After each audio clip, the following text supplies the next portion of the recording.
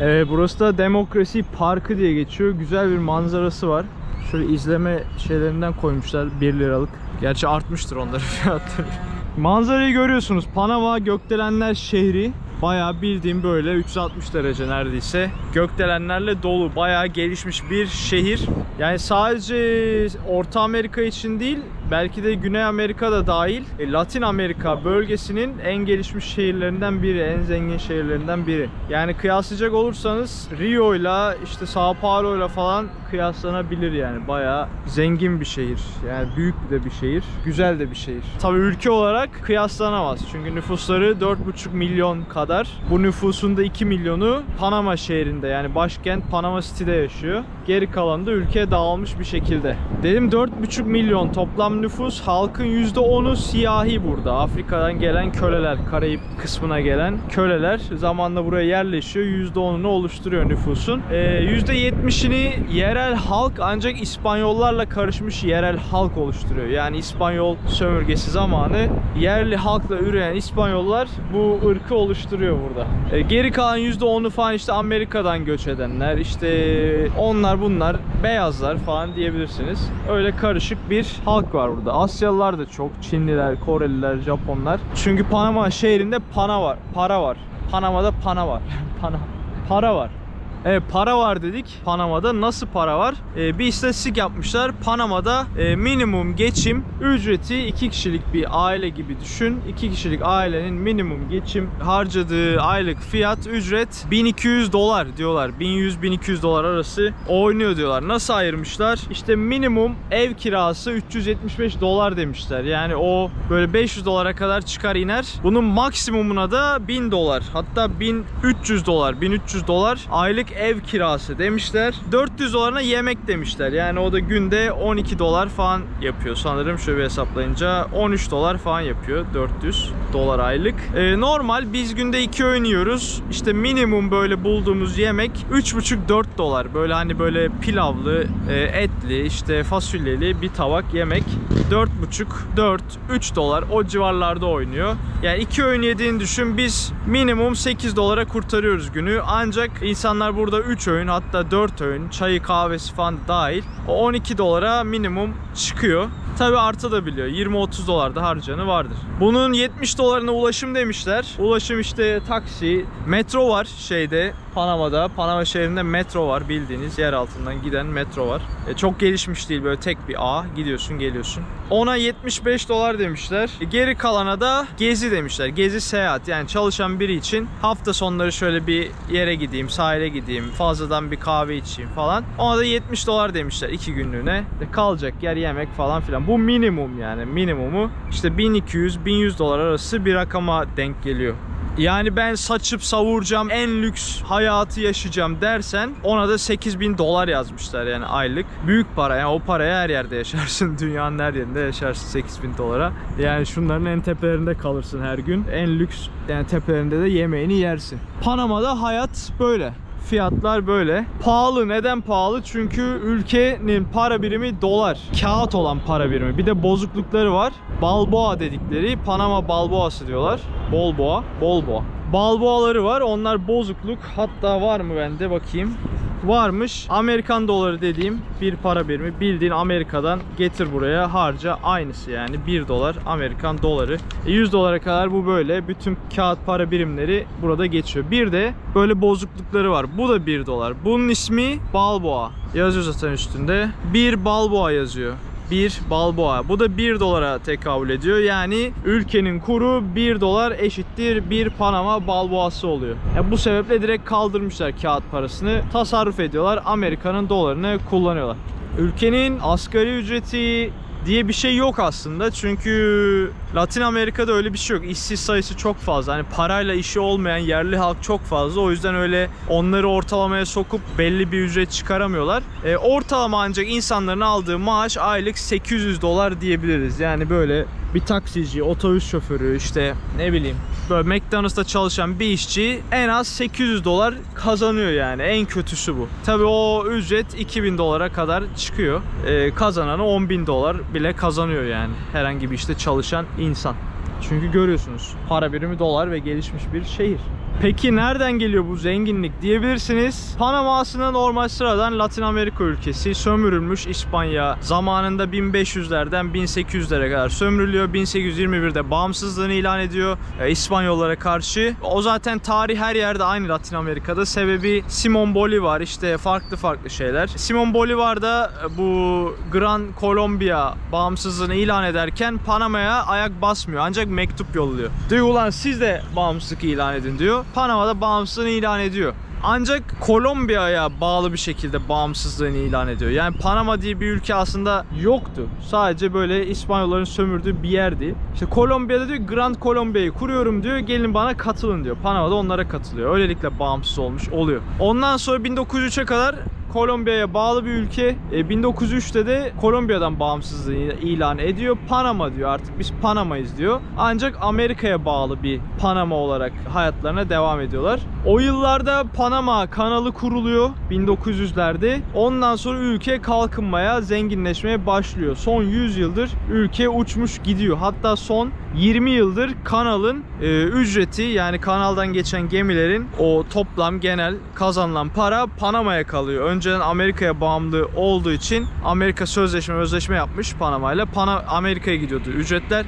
Şimdi yine bir yüzdeliği vardır ama resmiyette Panama'ya kalıyor. Panama kanalının kazancı. Panama kanalı da ilginç. Yani kanal çok faydalı aslında. Yıllardan beri deniyorlarmış. Hatta 1534 yılında İspanya denemiş. İlk başarılı olamamış. Teknoloji falan yokmuş o dönem. Bırakmışlar. Ardından 1668 yılında İngiltere denemiş. O da başarılı olamamış. 1669 yılında İskoçya gelmiş. İngiltere'nin dibi zaten. Onlar da denemiş. Onlar da becerememiş. Demişler ki bu iş olmaz, bırakalım.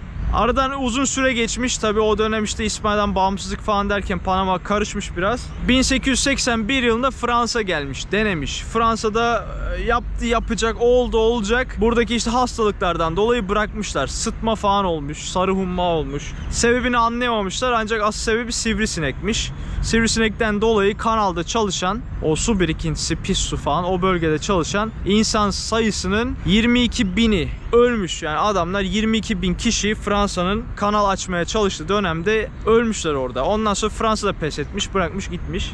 Fransa'nın çağrılmasının, buraya çağrılmasının, kanal için teklif verilmesinin sebebi de Süveyş kanalı. O dönem 1869 yılında Mısır'da Süveyş kanalını açıyor Fransızlar. Başarılı olunca diyorlar Panama'ya da getirelim. Bunları buraya da açsınlar. Burada beceremiyorlar o işi. İnsanlar ölüyor. Bırakıyorlar, gidiyorlar. Sonrasında işte Amerika geliyor 1902'de. Sebebini anlıyor olayın. Diyor ki işçileri öldüren sıtma, sarı humma, sivrisinekleri direkt temizliyoruz diyorlar. Sivrisineklerden bir arındırıyorlar o bölgeyi. Ondan sonra kurtuluyor.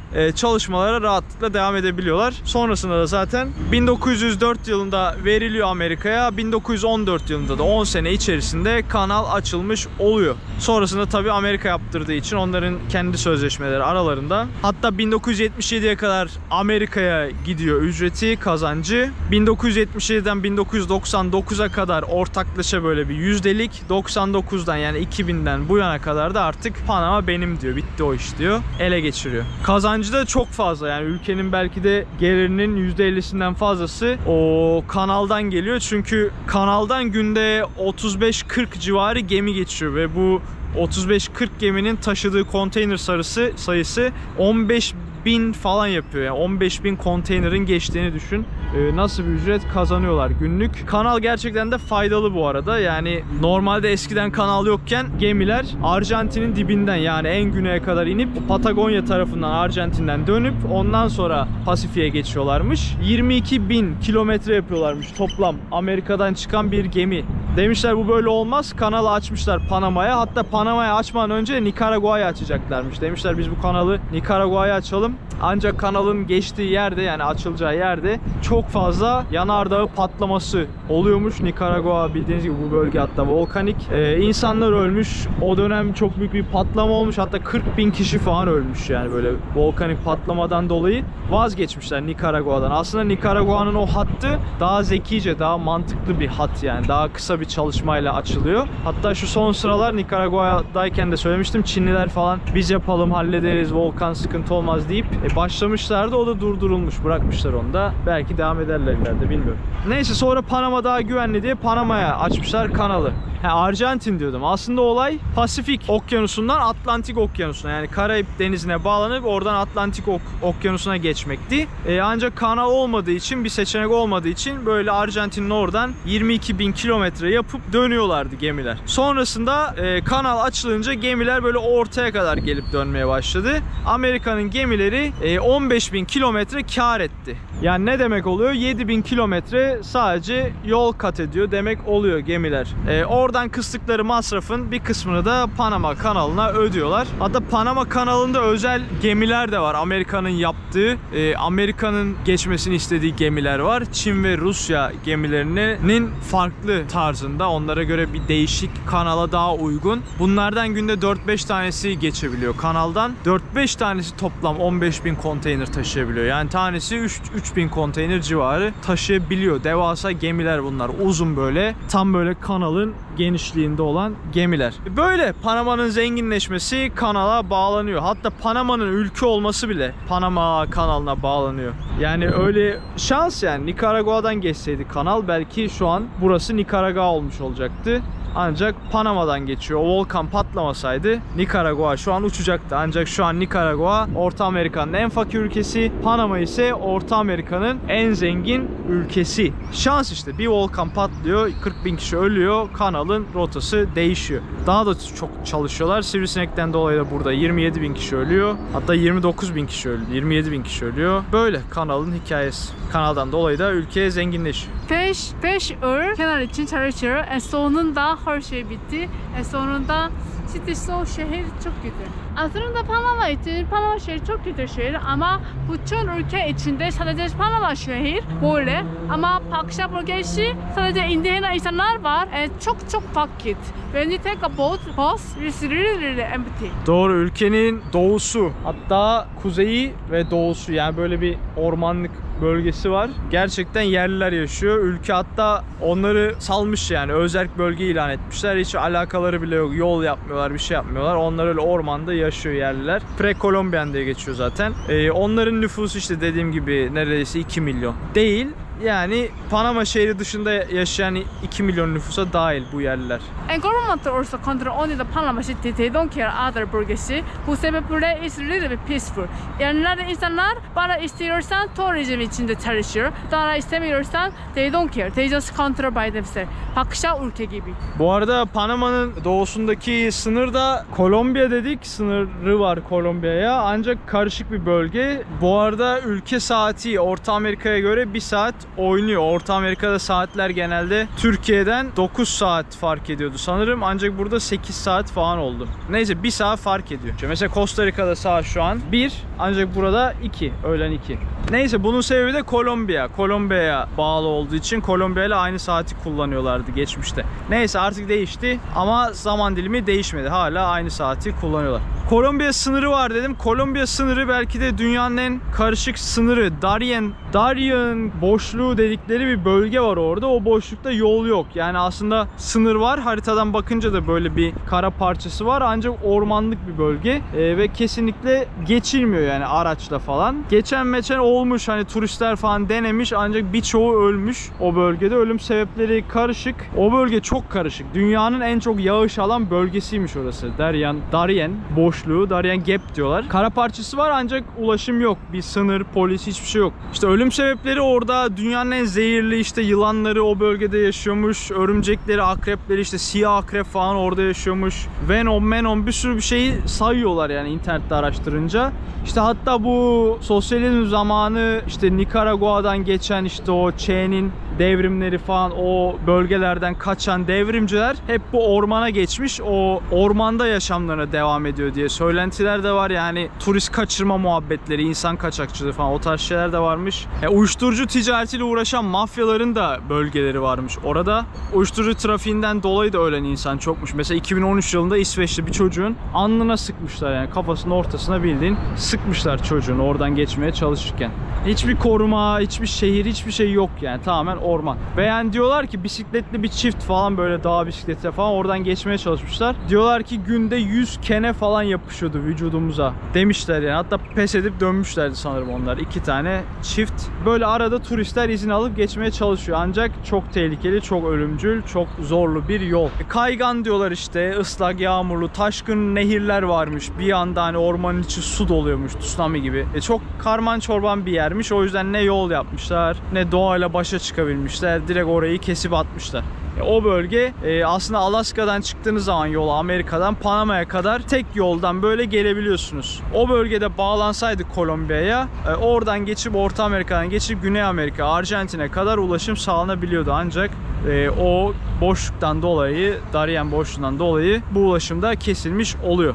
Böyle bölgenin meşhurluğu geçmişte işte böyle Venezuela'dan, Kolombiya'dan böyle kaçıp o Ekvador'dan, o fakirlikten kurtulup Amerika hayaliyle yollara çıkan insanlar ormanda hep ölü bulunmuş. Yüz binlerce kişi belki de böyle ormanda iskeletler, ölüler bulunmuş. O yüzden o bölge çok meşhur yani. Kesinlikle turistik bir bölge değil. Hiçbir can güvenliğiniz yok diyorlar. Direkt öldürülebilirsiniz, ölebilirsiniz. Afetlerden, işte yağmurdan, selden, çeşitli hayvanlardan dolayı o bölgeye gitmeyin diyorlar. Zaten nereye bağlı o da belli değil. Herhangi bir sınır da yok. Hani Kolombiya pasaportuma işte damga vurayım öyle bir şey de yok. Bilmiyorum, ilginç. Tamamen yasaklı bir bölge. Panama'nın doğusu. Çok tatlış bir yol yapmışlar. Demokrasi Meydanı'ndan çıktık, böyle gidiyoruz dümdüz ve martılar var. Bizdeki martılar. Kiralanıyor ancak uygulamasını falan bilmiyorum. Boş ver, yürüyelim. Bu arada Panama'nın anlamı yerli dilde, burada yerlilerin dilinde Panama'nın anlamı bol balık demek. Yani balığı bol ülke demek. Yani bu topraklarda balık çok olduğu için bol balıklı ülke demişler Panama'ya. Bu yolun sonunda da bir balık marketi var. Yol üstünde belki denk geliriz. Hatta akşam için yakalarsak bir şeyler yiyebiliriz orada. Görüyorsunuz binalar böyle. Bu binalar yalnız öyle iş yerleri için, büyük şirketler için değil. Çoğunluğu ev. Yani üstlerinde bazı markaların isimleri yazıyor ancak onlar reklam amaçlı. Yani o markanın, o şirketin şeyi değil, binası değil. Yani çoğu ev, perdeleri falan görebilirsiniz yukarıda. Sebebi Panama'nın farklı bir şehir anlayışı var. Yani diyorlar ki böyle genişlemek yerine uzayalım diyorlar. Yani yayılmak yerine göklere doğru gidelim diyorlar. Çünkü ülkeleri küçük biliyorlar. Nüfusları az ama gelecekte ne olur kimse bilmiyor. Bu sebeple böyle bir şehirleşme anlayışına geçmişler. Genelde Orta Amerika ülkeleri volkanik dağlardan dolayı, işte depremlerden dolayı hep böyle küçük küçük evlerdi. Yani 2-3 kat fazlasını görmezsin. Ancak Panama öyle değil. Hani yanı başında Costa Rica'da her hafta deprem oluyor. 2 haftada bir, 3 haftada bir. Ancak Panama teknolojisiyle depremlere meydan okuyor. Güvenli yani bir tık da. Böyle yapılaşmaları göklere doğru, genişlemesine değil. Burası biraz daha Rio'ya benziyor ya. Rio'nun sahiline benziyor. Yani şu deniz temiz olsa, kumlu olsa aynısı. Ya burayı çok iyi yapmışlar. İnsanlar spor yapıyor. Şınav, barfix, mekik. Rio gibi aynı. Bir sahili olsa işte aynı. Arkada birazcık böyle dağ olsa. Böyle görünce diyorum Rio gerçekten sanırım bütün Amerika kıtasının en güzel şehri olabilir Rio. Amerika'yı görmedim ama Latin Amerika diyeyim hadi.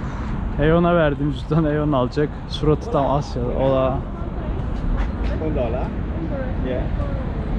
Uy, barato, $1. Free? No, tut. Hayvan just pay too ya. Tiene que ser china para ser dura. Oye, China, no te vale ganar a uno algo. Önce bir sövdü sonra neyse. Ya mismo es, el continente por allá la tiene.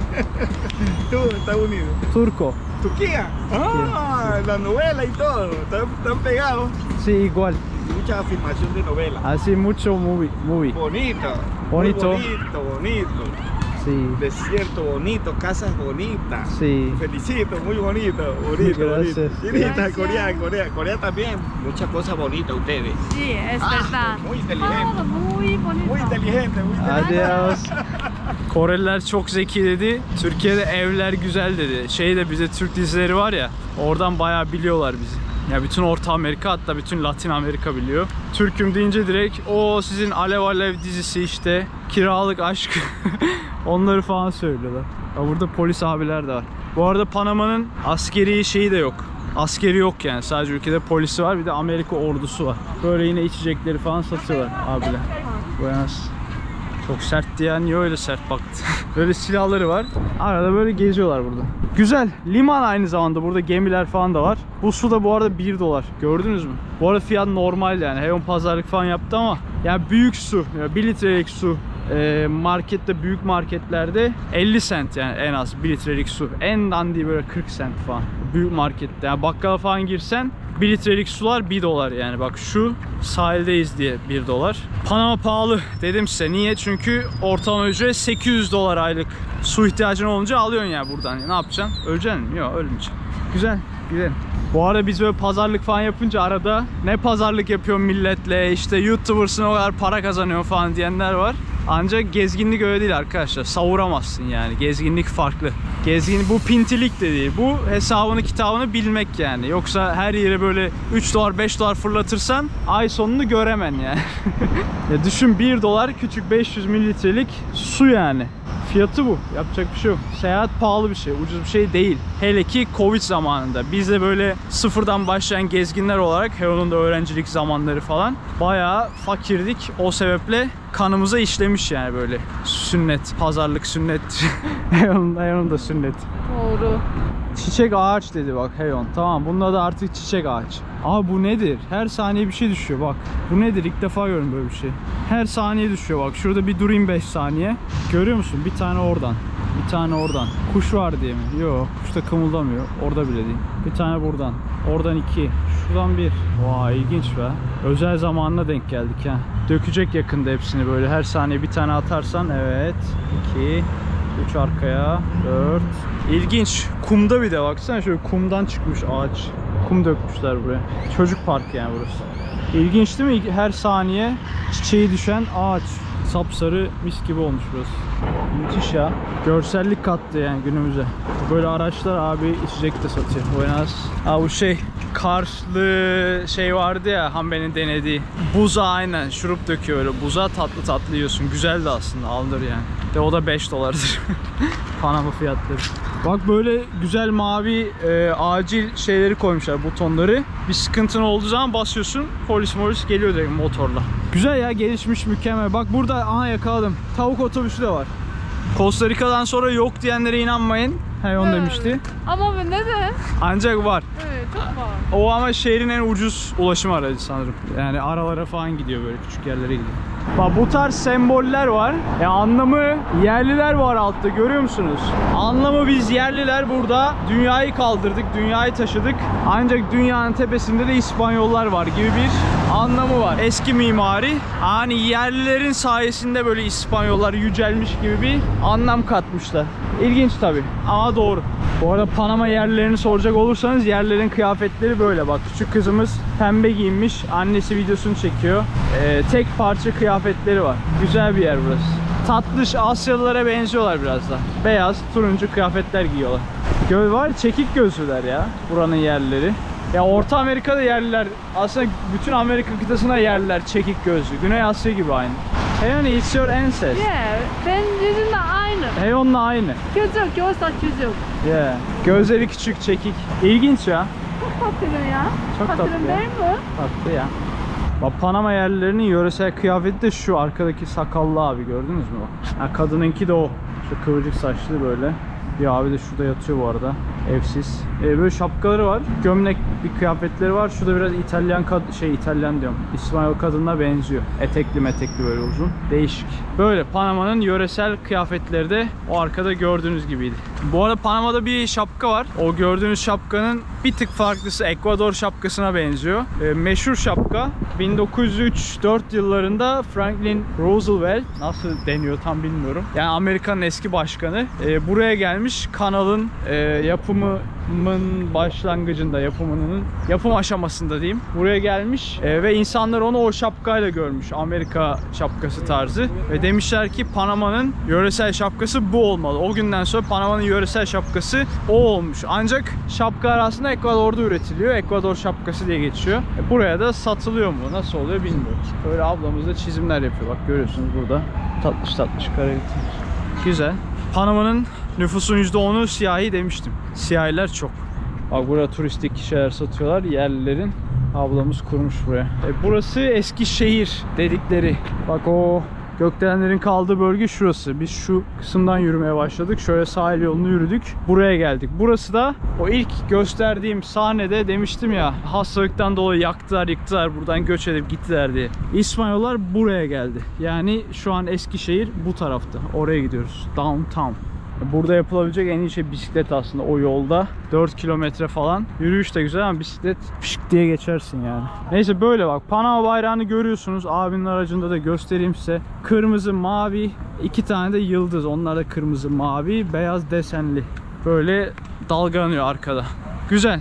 Panama bayrağı çok farklı tabii diğer bayraklara göre. Orta Amerika bayraklarına göre. Farklı bir yapısı var. Burada gençler hip hop falan yapacak galiba. Geçelim. Bu arada bu kısım Pasifik kıyısı. Yani normalde dediğim gibi Pasifik'le Atlantik tarafı var Panama'nın. Kanalda zaten hemen şu ileride ülkenin ortasından geçen kanal, böyle bir göl möl var. Onları bağlamışlar birbirlerine. Hafiften yol açmışlar. Kanal olmuş. Ancak burası Pasifik kanal. Şöyle şuradan geçiyor. Şöyle giderseniz de Atlantik Okyanusu. Tabi bayağı gitmeniz gerekiyor. Ablamın kıyafeti görüyor musunuz? O Panama kıyafeti diye geçiyor. Ablam giymiş, TikTok çekiyor. Panama'nın yöresel kıyafeti denilebilir. Renkli, böyle İspanya, çingenliği falan var yani kıyafette. Düz olan, beyaz olan da var. Böyle altın tarakları falan var. Böyle süslü bir kadın kıyafetleri var. Erkeklerin de düz şapkalı, tatlış kıyafet. Şu arkası, evet, Panama ismi bol balıklı ülke diye geçiyor. Hemen şu arkası balık pazarı. Gidelim. Acıktım da belki bir şeyler yeriz. Arkası da Eskişehir. Bak burada da yerli abimiz, ablamız satış yapıyor. Bak şu abla tişçoş ya, tişçoş. Orada yiyişen çiftlerimiz var. Aşk köşesi. Görme. Yeah, evet, çekmeyeyim. Bu Latin Amerika'da meşhur böyle bir mırçıkları var yani Latin Amerika'da, böyle bir pembe dizisi olayları var yani, böyle sahilde, kenarda, köşede. Ve Panama. Bu arada ben eskiden Panama'yı hep Amerika'nın bir eyaleti falan zannederdim. Orta Amerika'ya gelince fark ettim. Costa Rica'yı falan da öyle zannederdim. Hatta Nikaragua'yı Afrika'da falan zannederdim. Guatemala'yı, Nikaragua'yı. Çok böyle Afrika isimler. Neyse. Panama Orta Amerika'da arkadaşlar, gördüğünüz gibi. Ben de öğrendim. Hep birlikte öğrenmiş olduk. Umarım beğenmişsinizdir Panama videomuzu. Bir sonraki videoda görüşmek üzere. Kendinize iyi bakın. Hoşçakalın. Bye bye. Ben Oğuzhan Tıraş. Eğer gezi videomu beğendiyseniz abone olmayı unutmayın. Bu kanalda dünya üzerindeki bütün ülkeleri hep birlikte gezeceğiz.